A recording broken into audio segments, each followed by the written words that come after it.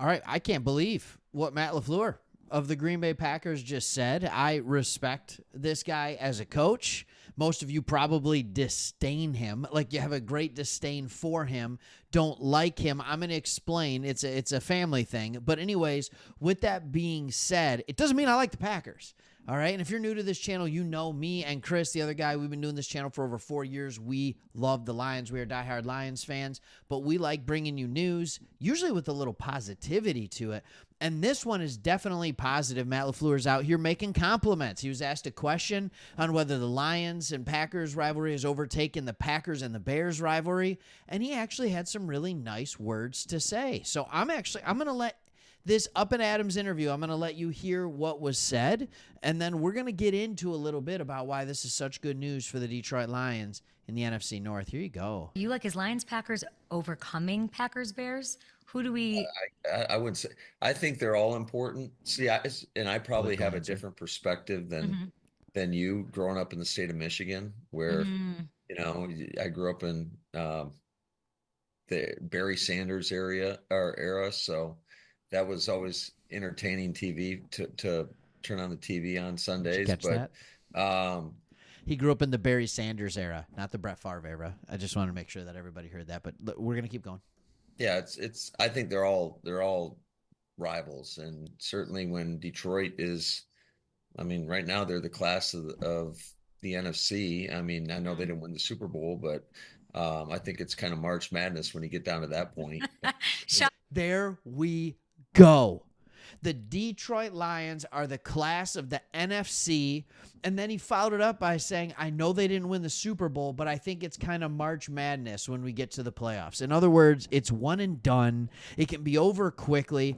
And Matt LaFleur came out and he was honest. Here's the thing most people might not know. Matt LaFleur grew up in Michigan, right? And so really good family friend of ours is his uncle.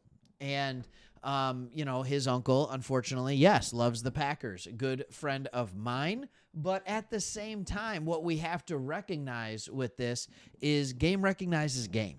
And he understands that the Detroit Lions are in a league of their own.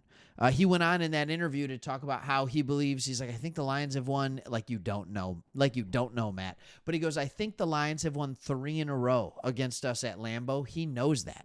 And the first regular season game of this NFL season, they're gearing up for that. So if the Detroit Lions can come in there and beat them at Lambeau in the very first game, he's talking about how the first game of the NFL season, it feels like the playoffs. It feels, he's talking all these great things. But he's recognizing that the Lions are the class of the NFC.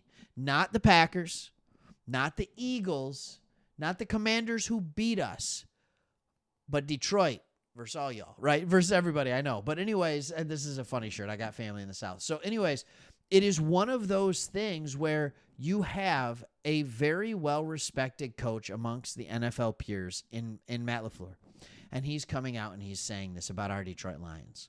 And I think that you can make the argument, there's a ton of arguments to be made about why the Lions are the class of the NFC right now. You can make the argument position by position. You can make the argument team as a whole. You can make the argument as far as coaching staff goes. You can make the argument as far as front office, general manager goes. You can make the argument that since Sheila took over as the owner, that ownership is of the class of the NFC and of the NFL. Like, there is no doubt that this team through and through is good. But then there's other things that they consistently do that are just like, what? I was looking at this graphic. This is hilarious. All right. This is the tush push, which is another big part of what that interview is about, because the Packers were one of those teams that fought the hardest to get rid of the tush push this offseason. It didn't pass. The tush push is going to continue to be a thing. And this is interesting. Eagles 2025 opponents who voted in favor of the ban. Now, not everybody voted, so I was like, what is this? And I don't know if this is super accurate, but this is NFL and CBS. So I'm going to go ahead and say this is accurate.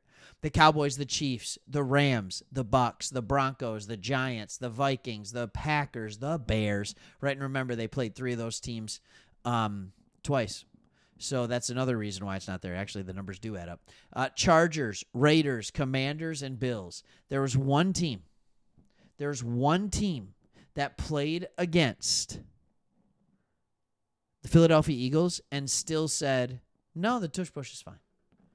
And that was the Detroit Lions. Why? Grit. Why? Because we can. Because we realize that there's nothing wrong with it in football. There's nothing wrong with doing certain things that will allow you to gain a competitive advantage because you do it better than everybody else. Because you do it better than everybody else. And yes, the Eagles do it better than everybody else, but it doesn't mean it's an illegal play. And so we're not going to get into the tush push. We're not going to get into that. We're going to get into why the Lions are the class of the NFL. Let's start. I'll make all the arguments that I did, and I'll go in depth on each one of them. Position by position, offensive line. Arguably the best two tackles, the tackle duo in the NFL, especially if Taylor Decker has a little bit of a resurgent year. Just a little bit of one. The best tackle duo in the NFL. The best center in the NFL. And now you've brought in some youth at the guard position, and you might be able to energize the guard position this year. It's the best offensive line in the NFL.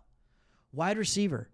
You have arguably look, everybody always says, oh no, Justin Jefferson, Jamar Chase, they're as good as it gets. They're the cream of the crop. Yet Amon-Ra St. Brown just continues to put up the numbers just like them. CeeDee Lamb is doing this, but everybody's saying, oh, he's better, St. Brown. Arguably the best receiver in the NFL, and then all you have is another guy who had 1,000 yards receiving last year, right on the opposite side of him, and J-Mo. Then you go to the tight end, where you have a guy who has, until Bowers comes along, you have a top 5 tight end in the league in Sam Laporta. You have arguably one of the best, if not the best, running back in the NFL. When you ask the question of who's the best running back in the NFL, the question starts and stops with 4 or 5 names. Those are Jahmyr Gibbs, Bijan Robinson, Saquon Barkley, Derrick Henry. And when healthy, you can talk about Christian McCaffrey. The list ends there. All right, let's go over to the defensive side of the ball. We have the guy that was absolutely flying away, leader in the clubhouse until he got injured for Defensive Player of the Year award, Aiden Hutchinson. You have Aleem McNeil, who is definitely a top 5 interior defensive lineman in this league, top 10 minimum. DJ Reader, who's one of the best run-stopping defensive tackles in the game. We just drafted Tyleik Williams. It's a solid defensive line. Go back to the linebackers.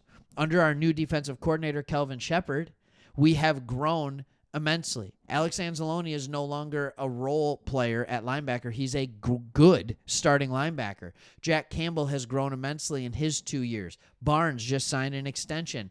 That is a good linebacker room. Go outside to corner. We just signed a new corner to get even better. Are you kidding me? We've got Terry Arnold, a first-round pick on the other side, who even knows what Ennis Rakestraw is going to be doing. And don't even forget, we still got Robertson. I'm telling you, there's so much talent. And then as far as safeties go, I don't care what the PFF ratings that came out not that long ago say. We have the best safety combo, starting combo in the NFL with Branch and Joseph. It's the best in the NFL. And then you go, and so you look as a whole. When every position is solid, obviously your overall roster is going to be solid. All right, and that just goes to talk about how good the head coach is, his ability to develop players, his ability to put them in positions to succeed. It goes into talk about how good your GM is, the fact that he continually drafts all of these players. These are drafted players. Think about all the talent. When you think of who are the best players on this roster, right? And I didn't even talk about the quarterback position. Jared Goff's easily a top 10 quarterback. When you talk about the best players on this roster, Jahmyr Gibbs, Amon-Ra St. Brown, Penei Sewell, Aiden Hutchinson, right? Brian Branch, Sam Laporta, Kirby Joseph. Every one of those players was drafted. Every single one of those players was drafted by this current regime. The holdovers are Decker and Ragnow, and then traded for Jared Goff. Great GM, great overall team, and there was someone who made these hires possible, and that was Sheila. Yes, we are the class of the NFC. Don't grow weary of being good. All right? We all, as Lions fans, grew weary of being bad for so many years. I think many of us started to grow weary that we sometimes don't know how to be good. This is what it's like to be good. It's understanding that other people view you as the cream of the crop, but you can't win the Super Bowl every single year. But you're back-to-back NFC North division champs. You made it to the NFC Championship a year ago and the divisional round last year. This is what solid teams do. And now you are being put into this just road grader of a schedule, and it's about time to see what it looks like. And that's how it is. Like let's look at the Ravens. They end up having one of the hardest schedules in the league every single year because they're good every single year.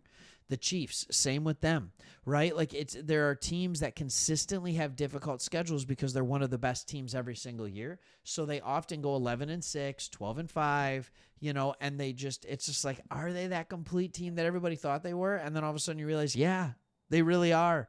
All right. Yeah, they really are. And they are very, very good.